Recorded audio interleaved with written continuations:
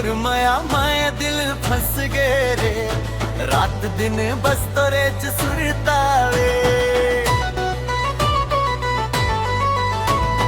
तोर झुमका के छन छन बाजे, मोर दिल हर धक धक होवे। तोर कजरारी आँखी देख के मोर सपना रंगीन होवे। गाँव के रत्ता मटे चल खस, फूल घलो शर्मा जाते। तोर हंसी के मीठा जादू मोर मन ला बहका जाते। तोर माया के नशा चढ़ गए रे, अब कुछ समझ नहीं आवे। दिन में तोर सुरता सजनी, रात में सपना बन जावे। ओ मोर रानी ओ दिल जानी, तोर बिना जीना मुश्किल है। तोर संग हंसना रोना मोला, अब दुनिया ले घलो प्यारा है।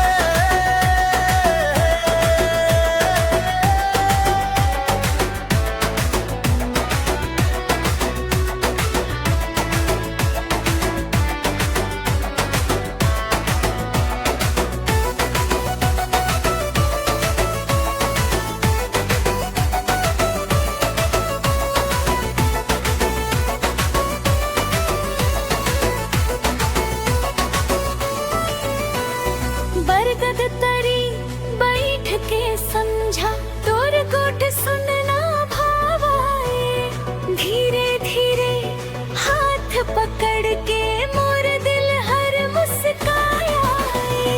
सावन के बूंदा जैसे तोर माया हर बरसत है।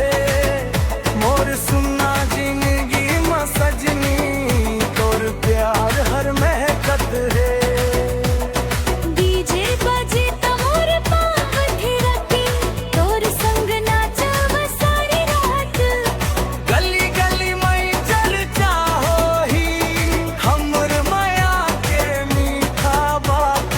मोबाइल के वॉल पे परवन, तोर फोटो चमकत है।